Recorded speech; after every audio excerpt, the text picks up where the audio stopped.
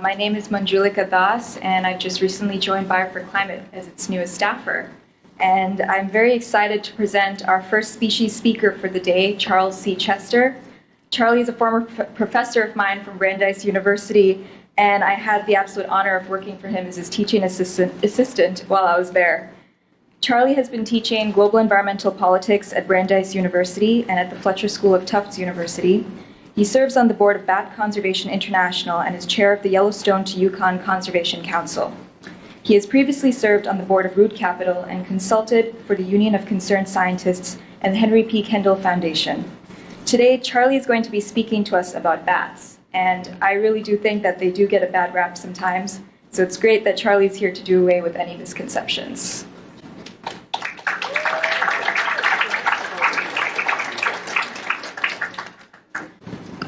Okay, well, I'm going to be telling you all about my favorite species. Actually, it's a large group of species, and I'll tell you about where it all fits taxonomically. But given the title of today's conference, I wanted to start with something that I've been vaguely familiar with for a very long time.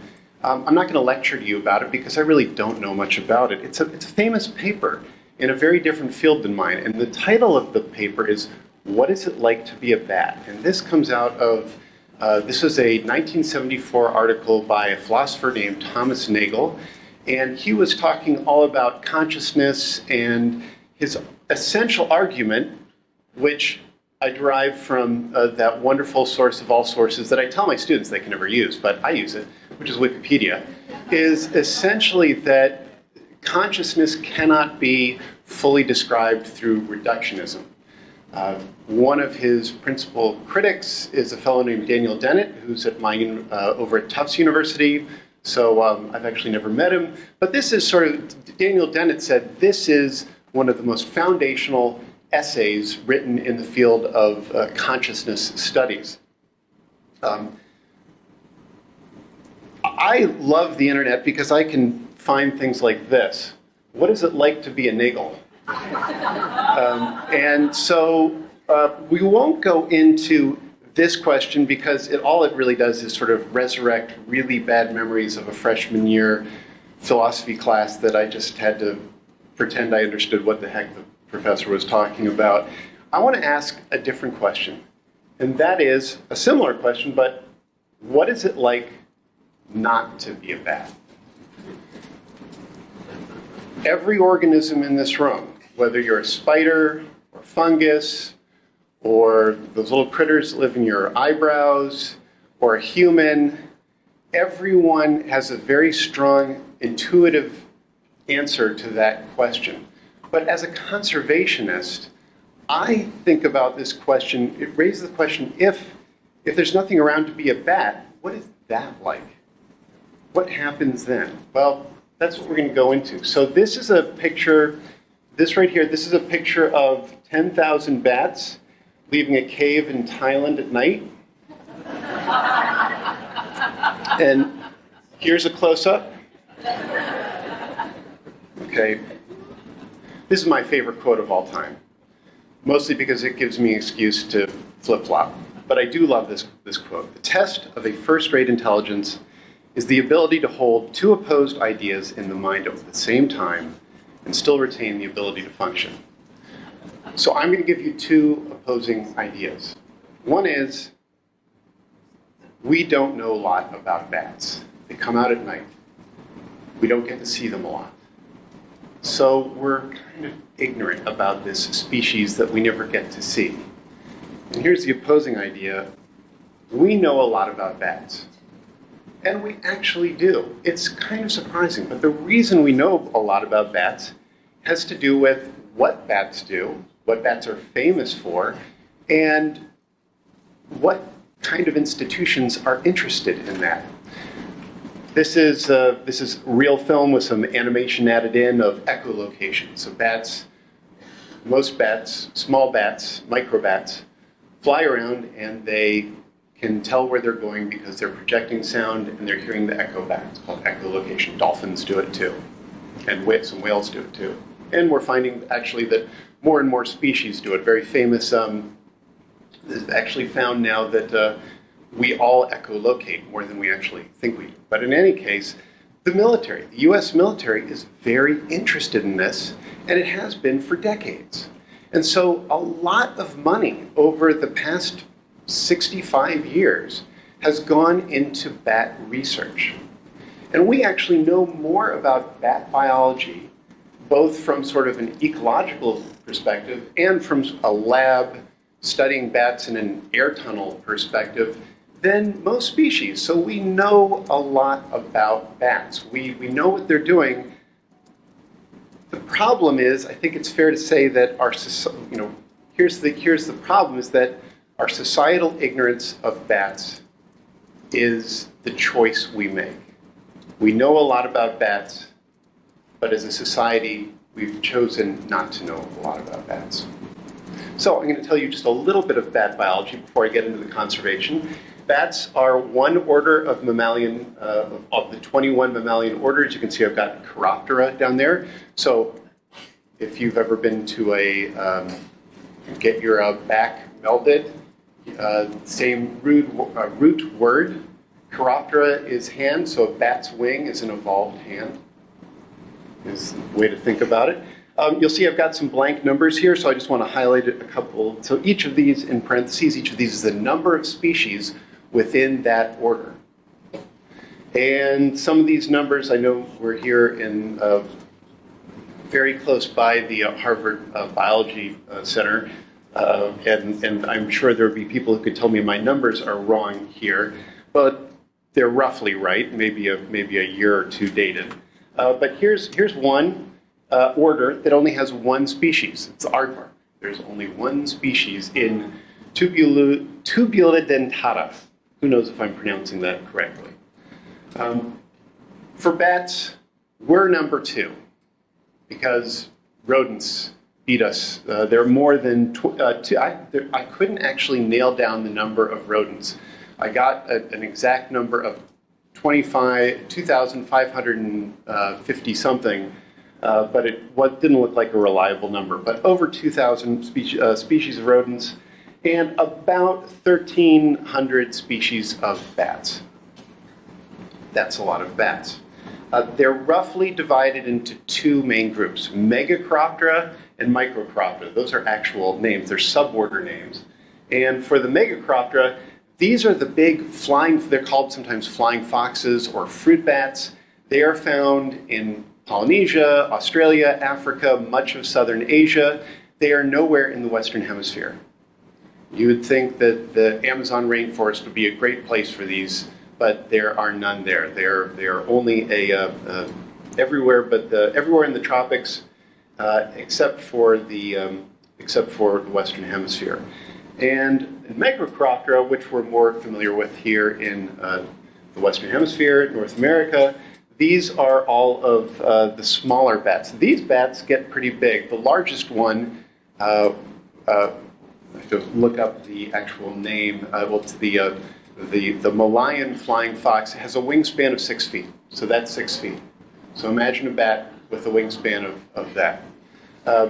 These are much small. This is the world's smallest mammal. It's in sort of a fist fight with a mole, and these mole biologists and these bat biologists sort of fight over who has the smallest mammal. But this is called Kittis, get the exact name, it's only in Thailand, and it's Kittis Hog-Nosed Bat. And I just put this together yesterday. This bat was first discovered in 1974, the same year that Thomas Nagel wrote the famous paper, What Is It Like to Be a Bat? Some sort of cosmological meaning to that I don't know what it is. Here is, so under suborder, so kingdom, phylum, class, order, family, genus, species. So if you go to order and then you go to family, here are 19 families within these suborders. On the Megachiroptera side, there is only one family. And this family is, if you look at these flying foxes, they all look relatively alike. Interestingly enough, they don't echolocate, except for one species. There's a species in sort of mostly Egypt, northeastern Africa, that actually does echolocate, and it is biologically evolved for part of this family. but we don't really understand why this one species does echolocate and the others don't. But over here, the 18 families, the 18 other families, do echolocate. So I'm just going to run through some, mostly a little bit of over there, but mostly over here with the Microcoroptera, some of the diversity. And you can see there's a large spectrum of diversity over here. And just to give you a visceral sense of that, here are some pictures of various bats. So this is a hoary bat, mostly from North America. This is fairly common around here. Here is the spotted bat. It can hear what you're saying. Chapin's free-tailed bat. This is one of my favorites, Tome's sword-nosed bat. This is the ghost bat, or the false vampire bat. And then here's one. I'm going to show another picture of this one later, but I love this one too. I love all of them. I love this one. I love that one. This is the Bulldog Bat. This one does something very special. I'll show you a picture in a minute. So remember this, and remember the orange fur. This one here is this one is mostly on the U.S.-Mexican border. This is the long-nosed bat. This is a pollinator. This following one is bizarre. This one evolved to have its eyes in its ears, and it's the mormoose. So you can see that this that's its eye, that's its ear, and they're actually quite common. The next one is a bat that has a common name for which the biologist who came up with it should be fired or docked in pay because of the unoriginality of the name. This is the wrinkle-faced bat. And yeah, it is one of the wilder-looking things. And then to go from that to sort of reinforce the cuteness aspect, this is the Honduran tent-making bat. They're white with yellow noses and yellow ears. And the camera that's taking it's a part of a genus of what's called tent-making bats. The camera is actually looking up like this because this is a leaf, and that you can kind of see this. They've chewed along here, but not through. They've kind of serrated it just a little bit so that this palm leaf went from like this to and made a nice tent for them. So they've got and if you've ever been walking in a tropical rainforest, these are not rare. You've probably walked right by one of these and had no idea that you were doing it. All right, so that's sort of just a first level of bat diversity. I'm a professor, so I'm used to speaking in 80-minute increments. I was promised someone was going to. Where's my right there? Thank you. You'll tell me when I'm running out of time, and then I can start speeding up and showing you thousands of images in like 5 seconds. Yeah. Okay. So no, good. We're all set. Okay. So, what has a bat done for you lately? Here's what a bat's done for you lately. If only when we did this, we were doing something as good for the planet as when bats do it. That's eat. They eat a lot of things. So this is sort of an average, sort of generic picture of rainforest destruction in the tropics, and you see this one little poor plant surviving here. Well, this picture was taken 3 years before this picture. When we talk about rainforest destruction, or when we talk about rainforests, we have this sort of monolithic entity that we think of, but rainforests are incredibly diverse, on incredibly diverse soils. And they grow in very different ways, and we have very different types of rainforests. And it's not just between African rainforests and Asian rainforests and South American rainforests. It is between rainforests that are 10 miles from each other. So you get a high level of diversity, of I guess biologists call it beta diversity amongst rainforests for all sorts of different factors. And so rainforests act differently. In many cases, the story you hear about rainforests, once a rainforest is cut down, there can be there's no recovery. Maybe in some places, but recovery happens, and recovery can happen. In this case, about 90% of the plants that you are seeing here have all been planted there, or at least dropped there, by a bat. And as you might imagine, there's sort of a rivalry between bat biologists and bird biologists. And bat biologists are, well, everyone's holier than thou. But the bat biologists like to point out that bats are more likely to poop mid-flight. And that's important because they're eating and they're going back to their roosts and they're pooping mid-flight over open spaces, and those seeds coming out of that are in their poop land. And so here's what they're eating. This is a Gambian epauletted fruit bat. This one's from Africa. Here's the same one. This one's a real cutie. We use this one to publicize how cute bats are all the time. We don't use the wrinkle-faced bat for getting people into bats. So seed dispersal is critical. Bats provide the ecosystem service of seed dispersal. Up here in North America, we're much more familiar with another ecosystem service that bats provide, and that is eating bugs, pest control. This is a cave in Texas, about 2/3 of the way from Austin to San Antonio. It's the largest bat cave in the world, which also makes it the largest place to see mammals in one place in the world. So this one cave, the black spot down there, it's Bracken Cave. In the middle of summer, about 15 million bats at any given time. And here are the bats coming out in the early evening. And this goes on, what you're seeing here in this little film clip, goes on for about 3 hours.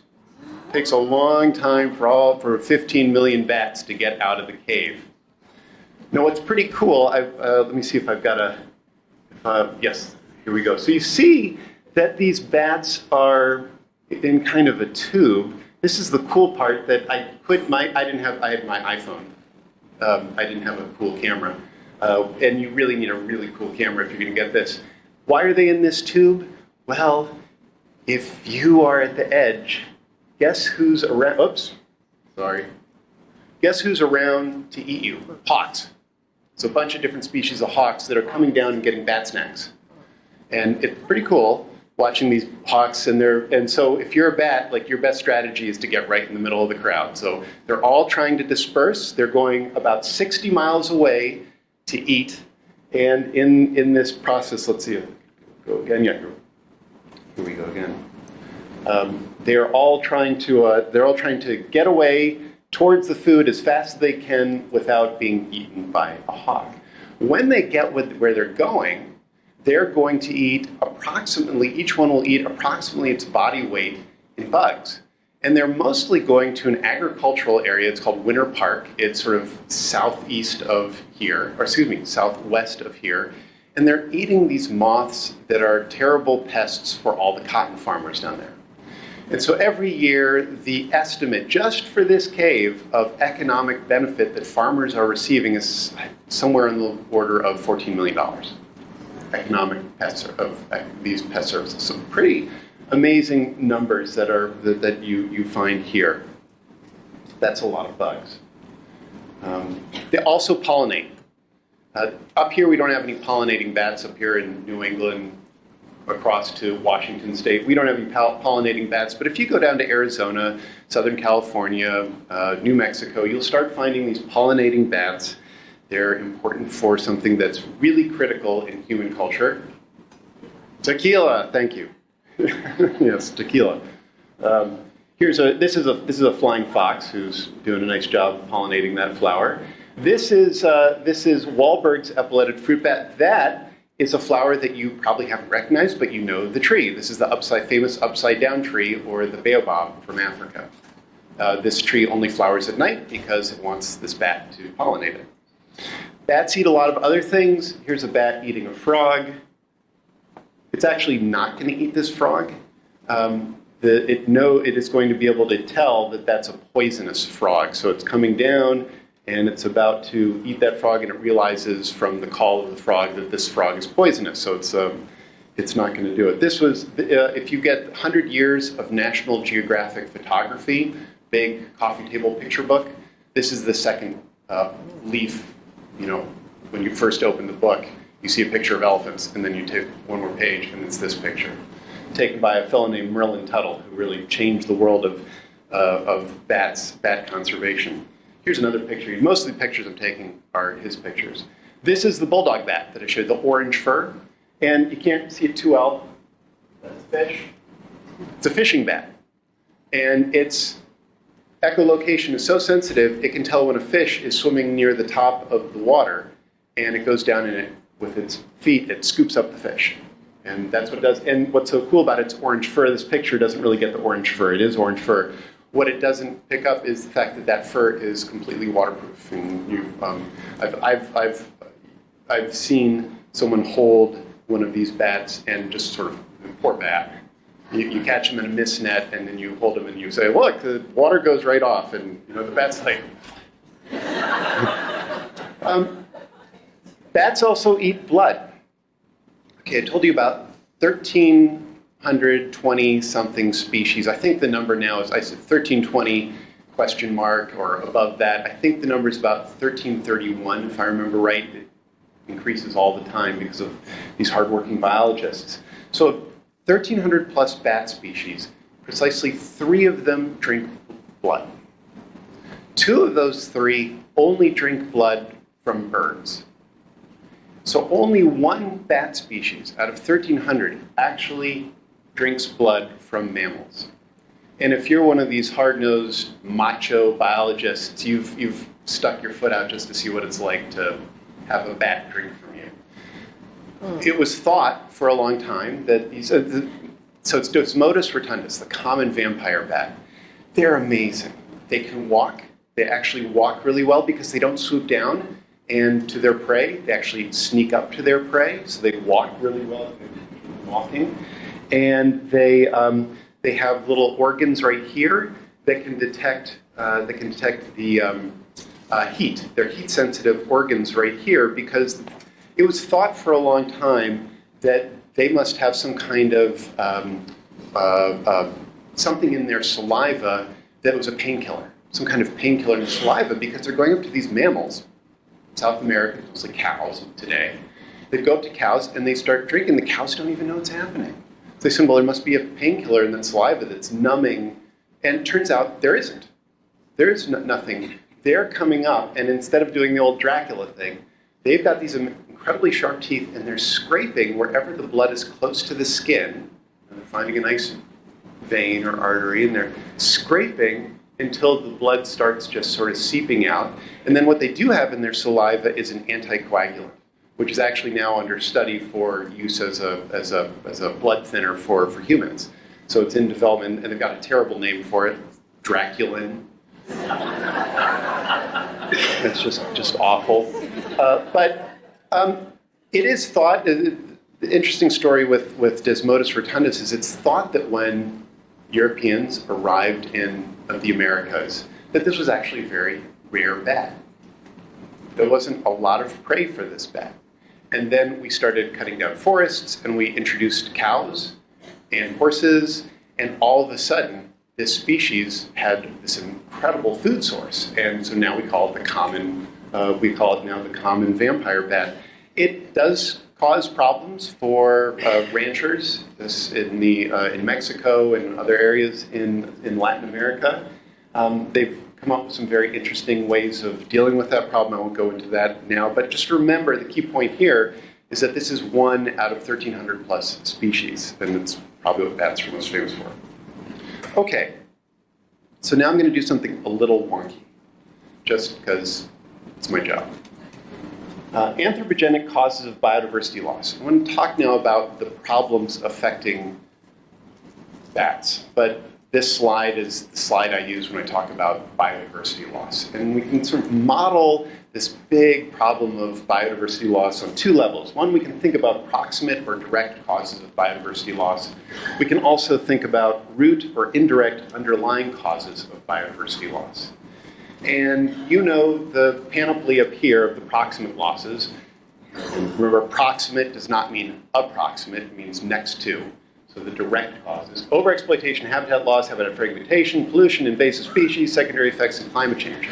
And these are caused by what I like to call the Kennedy School curriculum, demographic change, affluence, poverty. Each one of these could be, I'm not going to read them through. Each one of these could be a course name at the Harvard Kennedy School or any other policy school that graduate program you'd want to go into. And how do these all tie together? This is all from the literature. Manjulika has seen this I don't know how many times. Sorry. You can go take a break. You tie this all together with this idea of consumption. And so just sort of pausing here, think about what Nadia was telling us about and all those big ideas that she was summing up so well. And that's where that comes, that's to take, you put your talk in context, this is where it comes into this context of sort of understanding how biodiversity loss is actually happening. So what's going on? For bats, you can look at this for how many species are there. Our best guess now is about 8.7 million, although that's a guess. And it goes up much higher than that. But for any number of species, this is sort of the basic model. For bats today, what are we really concerned about? Well, here's number one, invasive species. And it's actually just one invasive species. And it has to do with something that's really hammering bats right now. It's one of the worst wildlife threats that we've seen, not just in North America ever, but the world ever. That's quite a remarkable statement, but it really is true. It's this problem called white nose syndrome, caused by a fungus, Pseudogymnoascus destructans. Those damn fungus biologists changed the name on me. It took me forever to learn Geomyces destructans. I finally could say Geomyces destructans, like I knew what I'm talking about, because I hate these long Latin names. I love bison and gorillas.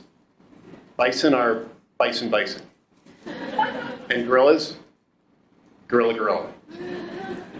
And then I can also say bald eagle, Hyliaetus leucocephalus. I can't tell you how many times I practice that. Anyways, this fungus in 2006 came out of nowhere in a cave outside of Albany, New York, and pretty much took out a whole cave. The biologists came upon this cave in the spring, and they said, oh my God, we have hundreds of dead bats in the ground, and nothing's living here. This fungus, what it does is, when these hibernating bats go into torpor, the fungus starts growing on them. And it actually took the biologists a long time to figure out, is the fungus actually what's killing them, or is it something else? And it turns out that the fungus really is the mortality agent. And it's doing a number of things. It's sort of making holes in their wings, really awful stuff, but mostly it is making them wake up in the middle of hibernation because they got this stuff growing on them, trying to shake it off, and they fly around in the middle of winter and they use up all their fat reserves, and they don't make it through till spring. So that's what's killing all these bats. And in caves around the country, we're finding 90 to 100% mortality. That's huge mortality. Here's a little animation of the spread. So I'll read the numbers so you don't have to watch the year. So this is a short animation of the spread. This is the cave outside of Albany. What you're seeing is counties, county level, both in Canada and the United States, where white nose, where Pseudogymnoascus destructans has been detected on bats. So here we go. 2008, so winter of 2009, 2010, 2011, 2012, 2013, 2014, 2015 makes the jump to Washington State, 2016 goes into Texas, and now we're here at the present. So this is the spread of this awful disease. We are hoping that this is not going to have much of an effect for the bats down south. We know it's there, but what seems to be the big issue with white nose syndrome is the long periods of hibernation, which the bats further south don't have. So we're just hoping that this fungus comes in, and it's just something that the bats deal with. But for the bats further north, it's becoming a huge problem. This is the northern long-eared bat. This bat you probably haven't heard of, but it's now on the threatened list wherever found, and it's due to white nose syndrome. You may not have heard of the northern long-eared bat, but you've probably heard about the little brown bat. Little brown bats, big brown bats. Most common bat species in North America, little brown bat being the most common bat species. And so just think about that. That's the bat you saw in your backyard if you come from anywhere in the temperate zone in North America. And today, the IUCN has put little brown bat on it's now endangered. It is not on the Endangered Species List Act because the U.S. Fish and Wildlife Service has not put it on there. That's how much I have left. Wow. So going back quickly to this model, this model's wrong because we got climate change here as a bullet point. It's not a bullet point. It's really affecting the whole system. And we have what is climate change doing to bats? Having major impacts. Heat is one of them. These are some flying foxes from Australia that have been hammered, died from heat waves. These bats, the cave is probably going to be a really good place for it, but the moths that it's eating are going to be highly impacted by climate change. And so their food source is going to change dramatically. Unfortunately, they are being heavily impacted by wind power, which is one of the resolutions to climate change, and it's real. Wind power has pretty strong effects on bats. So what do we do about it? What do we do about white nose syndrome? What do we do about climate change and the solutions to climate change that are having their own impacts on bats? What are the options and alternatives? That's what we're hoping for. What we don't want is to be doing the hard choices. That's what we're working towards. The good news is that there's a lot of people, a lot of money, and it is a lot of money, that's heartening to know, going into trying to figure out the problem. We've got ideas. I work with an organization called Bat Conservation International that supports all of this, and we worry. These are the two big programs we have now because this is the stuff that we're trying to do. So I'm winding up here. What besides these programmatic things that we do can we get people to do? Well, we want people to know and understand bats, and one thing you could get people to put bat tattoos on their forearms, or we could get people to put biologically accurate tattoos on their forearms. But I think the number one thing that we have been trying to do, which is part and parcel of the broader conservation and environmental community, is to stop thinking about this number, 1. Because for most of us, not really this room, but for most of us, we're thinking about one species, and that's us. And we really need to think about this. And sorry, this is very mammalian biased, so sorry for all the entomologists in the room. This is what we are here to understand and to celebrate, and then comma, and I could say to conserve and to protect. I don't know if those are the right words. I think I like these words better, and I'll conclude with this. And to let live, thrive, and evolve. So thank you very much.